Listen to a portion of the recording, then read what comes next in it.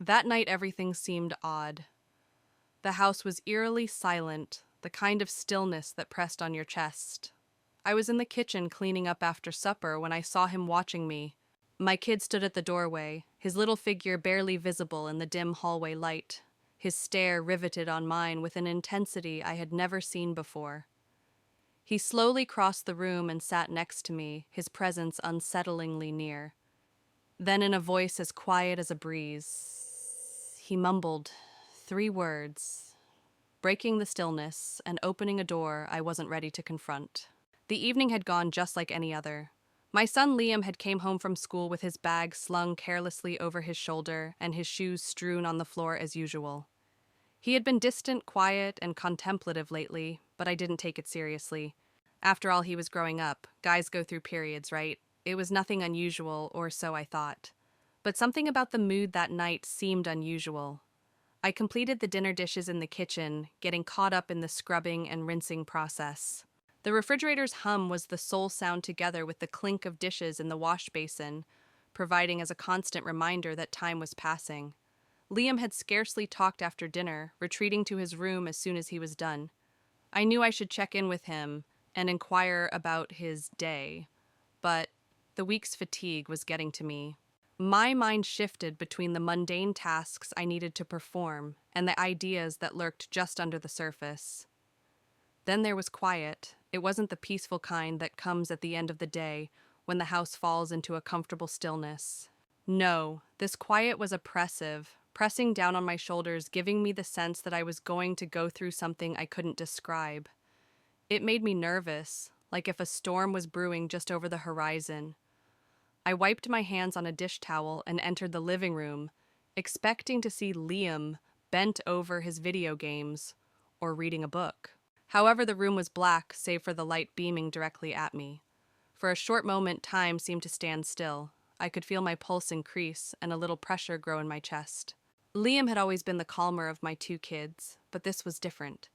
I could feel it in the air, in the way his expression seemed to convey something unsaid, something that pulled at my insides, making me feel like I was standing on the brink of a cliff, wondering whether to fall or draw away from Liam.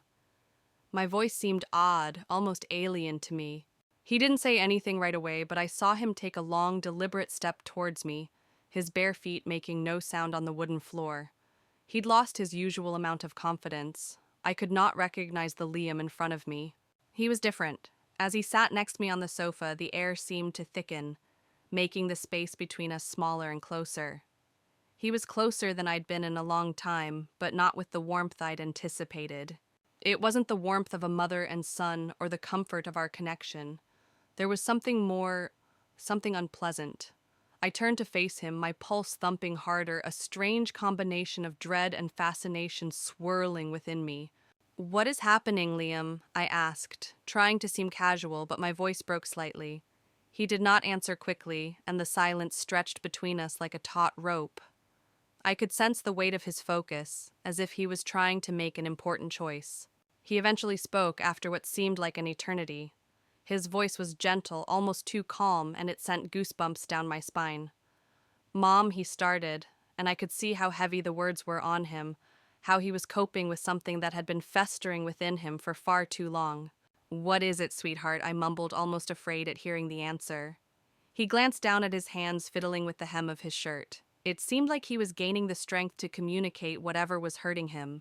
The silence became longer, and I sensed that whatever he was going to say would not be anything I was ready for. "Mom, I need to tell you something." He finally caught my gaze, and the expression in his eyes made me quiver. It wasn't simply a teen's lack of communication abilities. No, it was something deeper.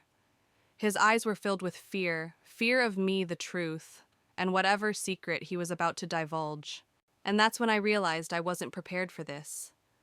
My breath stopped in my throat, and I felt as if I were standing on the brink of a cliff, gazing down into an unknown depth.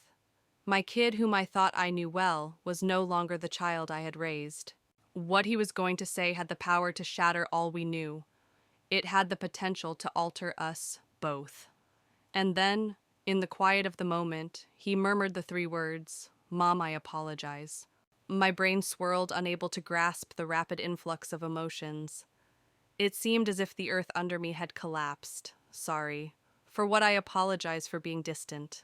Sorry for locking me out. I had no idea what he was saying, and the lack of clarity made everything seem more intense and overpowering. I wanted to challenge him and demand an explanation, but something about his expression told me that what he had just said was just the tip of the iceberg. My pulse raced, and my thoughts were scattered in 1,000 different directions. The silence that followed seemed oppressive. I could feel the weight of those 3 words pressing down on me, shattering the illusion of security I'd built for myself. And for our family, Liam's apology did not seem like a straightforward confession. It seemed like the beginning of something far greater, something I wasn't ready to confront. "What do you mean, Liam?" My voice quivered, and I couldn't stop it. The panic that had been buried deep in my breast suddenly sprang to the surface, followed by bewilderment and a profound, painful dread. And then, with a little tremble in his voice, he began again, his words gushing out swiftly, as if he couldn't hold them in any longer. "I didn't intend to, but it occurred and I can't take it back." He came to a stop, looking away, his eyes seeking for something in the room that did not there. The air seems too thick to breathe. I could feel the walls closing in around us, and the space between us shrinking with each passing second, and then, like the calm before the storm, the quiet returned even louder than before. What Liam was telling me, whatever revelation lay under the surface, was just the beginning. I was unprepared for this. I was unprepared to hear the truth. Above all, I was hesitant to change my outlook about my kid. And yet, deep down, I knew that this moment, this night, would mark the end of everything. I thought I knew. I could feel my heart rushing in my chest as I sat still on the sofa, staring at my son and his words. Those 3 simple words lingered in the air, weighted with significance that I could not understand. I had always prided myself on being a wonderful mother and knowing my children better than anyone else. But now I see how foolish I was. I didn't know him as well as I had thought Liam. My voice scarcely rose beyond a whisper. The word felt strange on my tongue, like a scream for something I didn't comprehend. He did not glance at me. His gaze was fixed on the floor, and his fingers twisted awkwardly in his lap. I could see he was battling internally to find the right words, but anything he said next would tear the fabric of our world apart. "I'm not sure how to express it," he continued, his voice wavering. "I did not mean for it to happen, but it did, and I can't pretend otherwise." My mind was reeling. 1,000 possibilities flashed through my head, each more terrifying than the last. What did he do? What did he confess? I wanted to reach out and hug him, convince him that everything would be all right, but my hands stayed frozen at my side. I didn't know what to trust anymore. "Liam, please speak to me." My remark seemed urgent and begging. I wanted him to open up and explain himself. The silence between us seemed heavy, like a void that no amount of words could fill. He took a deep breath and his hands trembled. He began about the camping vacation last month, his voice barely audible. "I have not told you all that occurred. I didn't want to harm you, but now I must." I felt my stomach twist. A camping trip. He had joined his friends and their family, including his closest friend's elder sister, Sophia. I didn't think much of it at the time. I had trusted him, believing he was just another adolescent going through life and creating memories. But as he talked, the jigsaw pieces started to come together in unexpected ways. "I'm not sure how to express it, Mom, but Sophia kissed me," he said, his voice quivering at the weight of his confession. It wasn't a quick kiss either. It seemed genuine, therefore I didn't stop it. My breath became trapped in my throat. Sophia, his closest friend's older sister. I couldn't get my head around it. I'd known Sophia for years. She was always courteous and considerate, like the daughter I never had. But this is not what I anticipated. My mind raced to understand what he was saying. My son Liam had kissed her. Even worse, he didn't stop it. "But you were only experimenting, right?" I asked. I tried to keep my voice calm and convince myself that this was just a phase that he'd grow out of. I needed to believe it, or I would lose my mind. Liam shakes his head. His eyes were thick with guilt. "It wasn't just that, Mom. It felt odd. I had no notion what that meant. However, I couldn't stop thinking about it, about her. And it worried me because I didn't want to feel like that. I was unsure how to respond. I couldn't get my mind around the new Liam. The kid I thought I knew so well has just shown an unusual aspect of himself. And now I was left to pick up the fragments of a world that seemed broken, like a mirror, cracked into 1,000 pieces. He continued to speak, barely above a whisper. I've been thinking about it ever since. I didn't want to tell you, Mom. I didn't want to disappoint you. But I couldn't hold it in any longer. I felt his words descend on me like a heavy blanket. There was something primordial about his confession, something that addressed his fear and humiliation. As much as I wanted to yell and demand answers, I knew I couldn't. He was my son, and it was time for me to decide who I wanted to be in his life. Which sort of mother would I be, Liam? I've finally succeeded. My voice trembles. I don't know what to say. There's so much to take in. I know, he said gently, his eyes filled with grief. I did not wish to harm you, Mother. I did not want to hurt anybody, but I couldn't quit thinking about her. And I didn't know what it meant, and I was scared. His vulnerability cut through me like a blade. I could sense his anguish and uncertainty. He was not just telling me about a kiss. He was revealing some element of himself that he did not understand. A part of him was still figuring out who he was, what he wanted, and how to navigate the bewildering labyrinth of emotions that came with growing up. I took a deep breath, seeking to find calm within the chaos of my emotions. Very good day, Liam. But I do want you to understand something. What you did does not determine who you are. You're not a horrible person. However, this is critical. Relationships and limits are important. And you must learn to appreciate both your own and other people's emotions. He nodded, tears running down his cheeks. I understand, Mama. I didn't aim to hurt anybody. I simply wasn't sure what to do. I brought him into a tight hug, feeling the impact of what he had just spoken. He was still my kid, the same child I had held in my arms as a newborn and watched grow into someone I hardly knew. But as I held him close, I recognized this was a turning point for both of us. I whispered, "You're going to make mistakes, Liam." My voice cracked.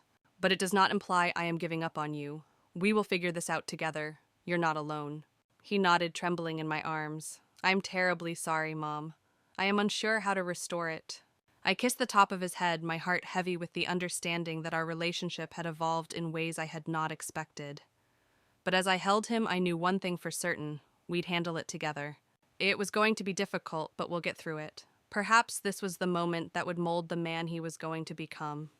"Don't worry about fixing anything right now, Liam," I said calmly. "We shall take things one step at a time. Just promise me that you will always be honest with me no matter how bad the situation is. I promise you, Mother." His voice was filled with passion, and I wondered whether he really understood what he was suggesting. But I knew we had started a new chapter, one in which honesty and understanding would be the foundation of everything moving ahead. As we sat there together, the weight of his confession lingering in the air, I understood something important. No matter how terrible the reality was, or how difficult the trip would be, this was my kid. And as his mother, it was my obligation to encourage, lead, and love him through everything. Even if the path ahead was unknown, I knew we would face it together, stronger than ever. The room seemed oppressive, as if the air had become thick from everything left unsaid. Liam sat next to me, but the space between us seemed like an ocean. His confession, those 3 simple words, rang in my thoughts as I kissed her. Part of me wanted to scream and lash out, wondering how and why this had happened. But deep inside, I understood that being furious would not help. The perplexity, pain, and betrayal twisted in my chest like a knot I couldn't unravel. I looked at him, trying to make sense of what I had just learnt. My beautiful and innocent kid had kissed someone. And it wasn't just anyone, Sophia. I'd known Sophia since she was a child and seen her grow up. She was like family to me, and everything was destroyed in an instant. This wasn't just a kiss. It was the beginning of something complex which I couldn't fully grasp. Why did I inquire? The word was out before I could stop it. Why didn't you tell me sooner? Why wait till now? Liam's eyes darted across the room, avoiding me. He shivered. His fingers tightened so much that his knuckles became white. "I didn't want to harm you, Mama," he said humbly. "I didn't want to disappoint you. I had no clue what that signified at the time, but suppressing it felt awful." The sensitivity in his remarks surprised me more than I expected. I heard more than just guilt. It was disgraceful. That worried me more than anything else. I'd seen that look on my own face before when I had to confront pieces of myself that were too difficult to accept. I flopped back on the sofa, my mind racing. What will happen now? The question rang in my head like a broken record. He was my son, but I didn't recognize him. I had no clue what he'd become. The guy I thought I knew, the one who came to me for advice and laughed at my corny jokes, seemed to have disappeared, replaced by someone I didn't know. A part of me wanted for the clarity of the past, when I could keep the illusion that everything was well, but nothing felt normal. Now things would never be the same. I extended my hand, pausing above his, wondering what to do. I wanted to comfort him and convince him that everything would be great, but I knew it was a lie. It wouldn't be acceptable, not immediately. There were too many unsolved questions and scars to heal. Do you regret it? The question arose almost intuitively. I wasn't sure what I wanted him to say. Part of me wanted him to admit that he had made a mistake and that it was just a moment of weakness. But deep down I knew it wasn't that simple. Relationships, emotions, and feelings did not work in that manner, and it may not have been due to regret. Perhaps he was finding who he was. Liam took a long time to react, his eyes lost on the horizon. He mumbled, "I'm not sure." I'm not sure whether that was a mistake or if I was just understanding something about myself. The weight of his words stunned me, realizing something about himself. What did it mean? Was this the beginning of something bigger? A new side of himself surfaced that he wasn't ready to accept? Or was this just a passing phase that would fade as quickly as it appeared? I looked at him, my heart throbbing from the thought that there was so much more I had yet to learn. As much as I wanted to protect him from my mistakes, I realized it wasn't my job anymore. He was no longer the young child who required my assistance with every step. He was changing into someone else with his own wants, difficulties, and identities. I felt my stomach twist in knots. So, Liam, what happens now? What will happen now? His eyes went to mine, and for a split second I recognized the boy. I used to know someone who still needed his mother, but the doubt in his eyes was undeniable. "I'm not sure," he said softly. "I'm not sure what happens now, but I can't keep pretending nothing happened. I can't just forget about it." I swallowed hard, unable to speak. Can I forget about it? The concept seemed strange and almost impossible. How could I ever forget that my kid had crossed a border I didn't even know existed? How could I pretend that everything was okay after hearing those words? "Liam, I'm not sure how to fix this," I whispered, my voice cracking. "I am not sure how to make this acceptable. I want to be there for you, but I have no clue what to say. I don't think I'll ever look at Sophia the same way again." The sadness in his eyes deepened, and I understood how much it was eating him up within. It also stung. My fury, terror, and horror were all valid feelings, but they couldn't mask the reality that my kid was also suffering. "I didn't want to harm her," he said quietly, his voice full of desire. "I did not want to harm anybody, particularly you. None of this was on my plan." The depth of his remorse ripped at my heartstrings. He was plainly as lost as I was, trying to grasp the consequences of his choices and dealing with feelings he wasn't ready to tackle. And I, his mother, was sitting here trying to make sense of it all, but maybe that was the key. I did not need to make sense of anything right now. I didn't need to know all the answers. I took a deep breath and attempted to steady myself. "Liam, we'll figure this out. I don't have all the answers, but I'm here for you. We'll figure this out together." He looked at me, his face halfway between relief and mistrust. "Do you imply that I nodded gently, yet forcefully? Yes, we will sort things out, but it will take time and will be painful, but we will do it together." As I said those words, I realized something. Growing up brought with it pain, uncertainty, and fear. We didn't need to know all of the answers right immediately, but it was the first time in a long time that we were confronting the uncertainty together. The days that followed were calm, with lengthy, thoughtful silences.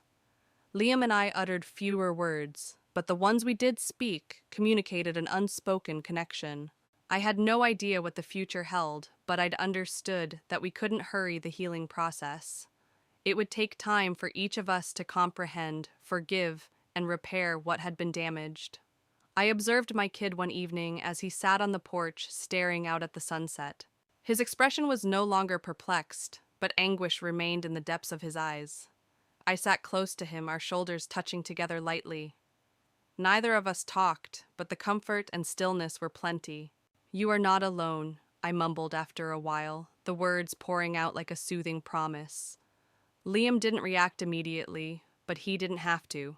His hand touched mine, and for a few moments we sat there in quiet, letting the weight of the last few days to drop. It was not perfect, nor was it easy, but we had the chance to heal, and that was enough for the time being. At that point, I recognized that no matter how much pain or uncertainty we went through, our tie would never be fully broken. It may bend and stretch, but it will always be strong, because love, even in its most fragile form, has a way of bringing us back together,